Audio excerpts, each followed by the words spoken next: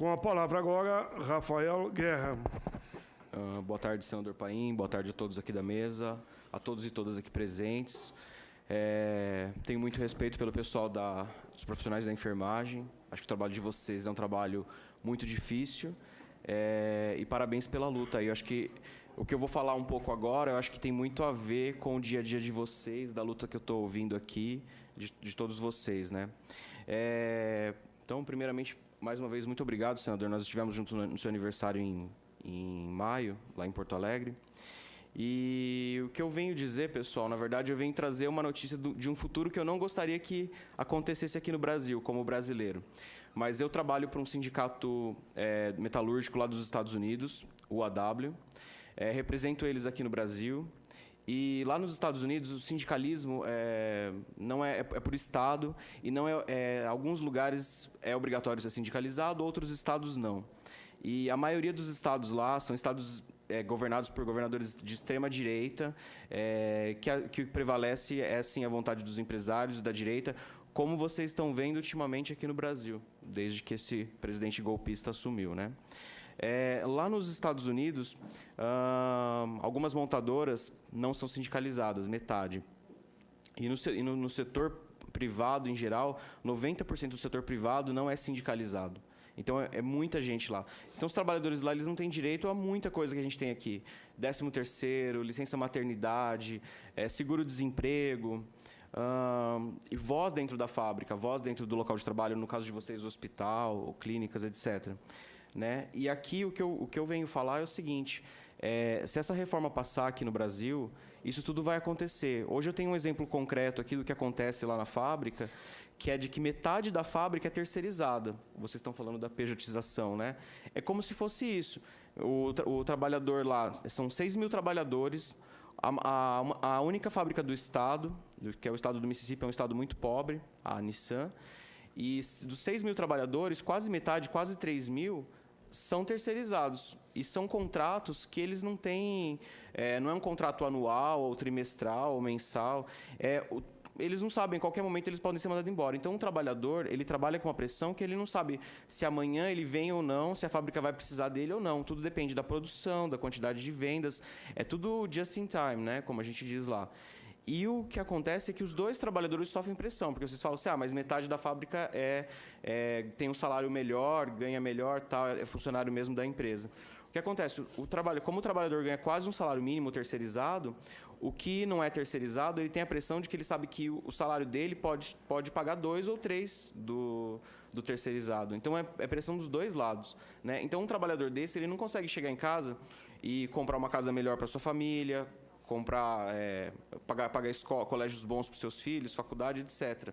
Lá nos Estados Unidos não existe serviço de saúde pública, não existe. Ou você tem seguro de saúde lá, que às vezes a empresa paga, é uma parte subsidiada ou não, depende de aí se você tem um bom sindicato, ou você tem que pagar. Você não entra no hospital lá se você não tiver um cartão de crédito ou um cartão de seguro de saúde, entendeu? Eles não te atendem.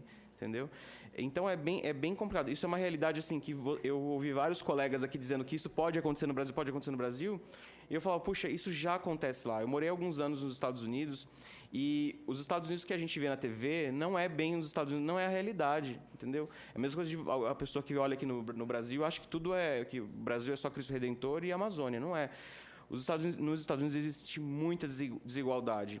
E alguém falou aqui, a desigualdade vai aumentar muito. Isso é fato. Vocês sabem disso. Eu sou de 85, mas o pessoal aqui que viveu 20, 30 anos atrás sabe como o Brasil era, como o Brasil melhorou e está voltando a piorar, né? Então, eu acho que isso é bem importante. A gente tentar aí segurar o quanto der, não deixar passar essa reforma, porque é quase irreversível depois se passar. Eu vejo lá nos Estados Unidos, eu trabalhei fora o sindicato, eu trabalhei na Flórida, trabalhei num parque temático lá, e eu trabalhava com pessoas lá doentes, e eu perguntava para a pessoa, assim, eu tinha 20 anos, eu falava assim, mas por que você trabalha doente, você se arrasta, você tem problema na perna? Porque eu não tenho dinheiro para ir para o hospital. E demorou para entrar isso na minha cabeça, de ver como que a pessoa... ela não tem condições, e o colega estava dizendo agora há pouco, ele tem que pagar primeiro o básico, né, primeiro o sustento dele e dos filhos, para depois o supérfluo. E, infelizmente, lá nos Estados Unidos, nesse caso, a saúde é um bem supérfluo para o trabalhador. principalmente por terceirizado, né? E nós já estivemos aqui outras vezes, o senador fez já uma audiência pública na ocasião, trouxe outros trabalhadores, e eles testemunharam aqui para o senador o que a empresa faz contra o sindicato e para pressionar o trabalhador. Como o governo afrouxa as leis trabalhistas lá, e o poder se concentra todo na mão dos políticos de direita, os trabalhadores que estiveram aqui, tivemos 4, 5 trabalhadores de lá com o senador, eles contaram várias coisas. Por exemplo, eles ameaçam que a fábrica vai ser fechada caso sindicalize. Quem votar pela sindicalização pode ser demitido, como já demitiram trabalhadores.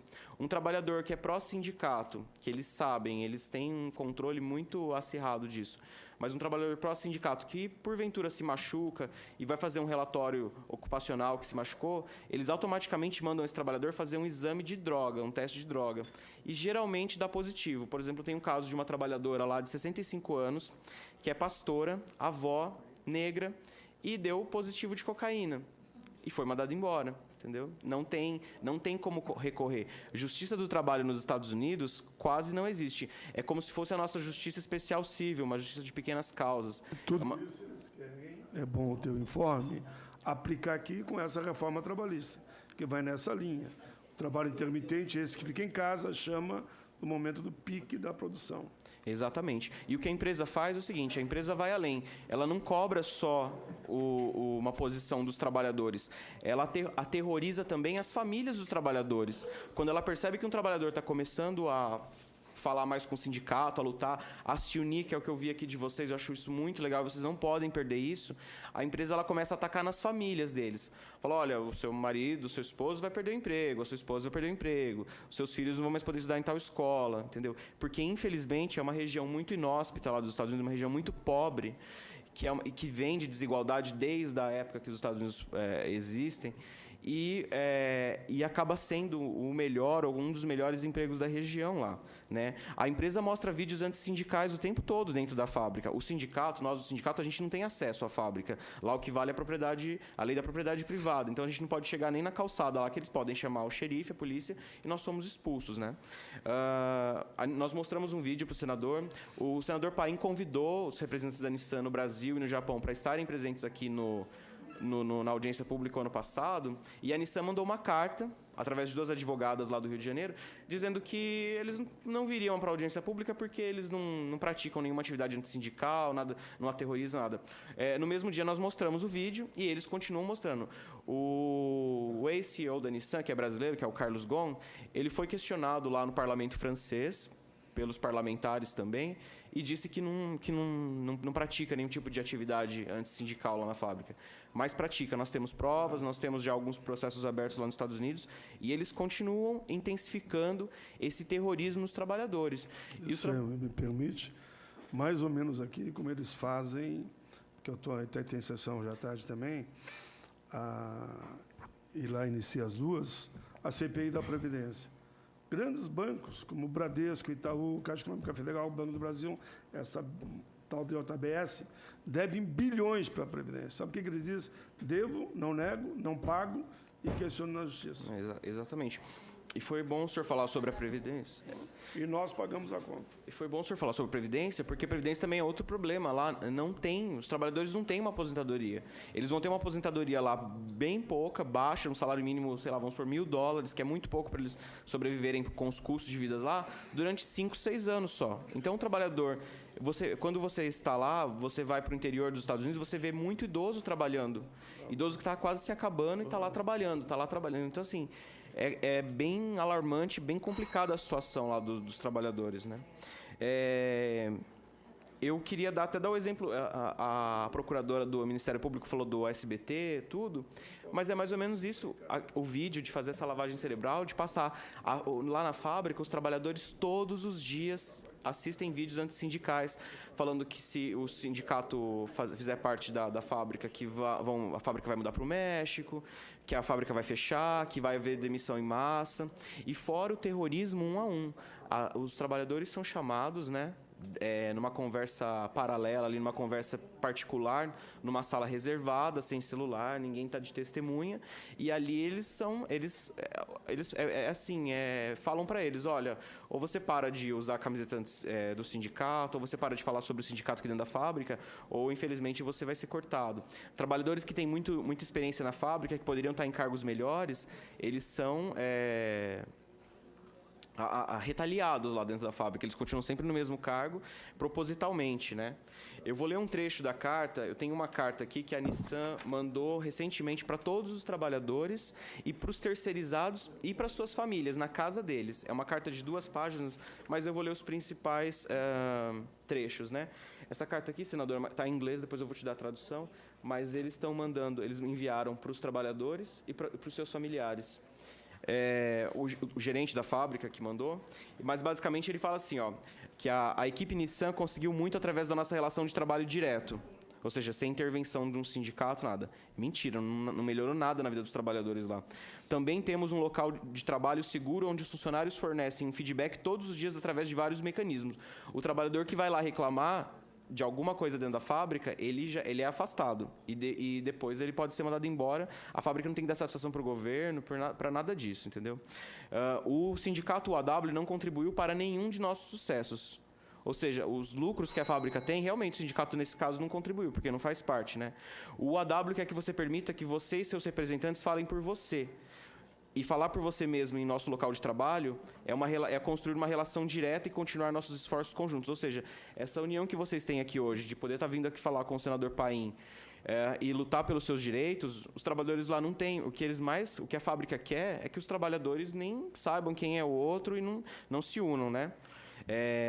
Ele fala, eu estou convencido de que a fábrica Nissan e nossos funcionários não precisam do sindicato para que possamos continuar avançando em equipe.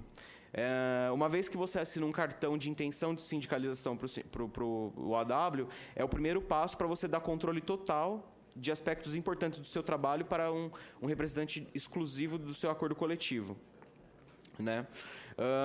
E aí eles falam que o sindicato só quer o dinheiro, que é você paga 2h30 do trabalho. Lá nos Estados Unidos não existe imposto sindical, né? Então quando você é sindicalizado, a fábrica... Você vai ter 1 minuto para concluir, porque senão o outro não fala nem 5. Tá, eu entendo que é importante as suas informações, e se tu puderes, às 18 horas, voltar aqui, vai ser importante, que nós vamos fazer o debate de tudo aquilo que foi exposto até o momento.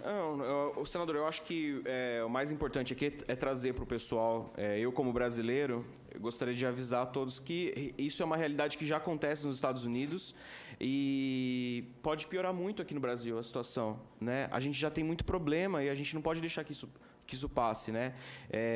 Eu sempre agradeço o senador pelo espaço. Gostaria de convidá-lo também para uma audiência pública na OEA, dia 8 de dezembro, lá em Washington. Ele já me convidou para o Mississippi e eu acabei não indo, não teve jeito. Também todo dia tem uma bomba estourando aqui. É uma realidade muito dura, uma realidade muito difícil lá, mas eu acho que é importante, pessoal, que vocês continuem lutando, que continuem a batalha aqui. Não deixe isso passar, porque isso é uma realidade, pode acontecer. Bom, muito obrigado, senador. Boa tarde a todos. Valeu, Rafael Guerra. Eles conseguem voltar às 18 horas.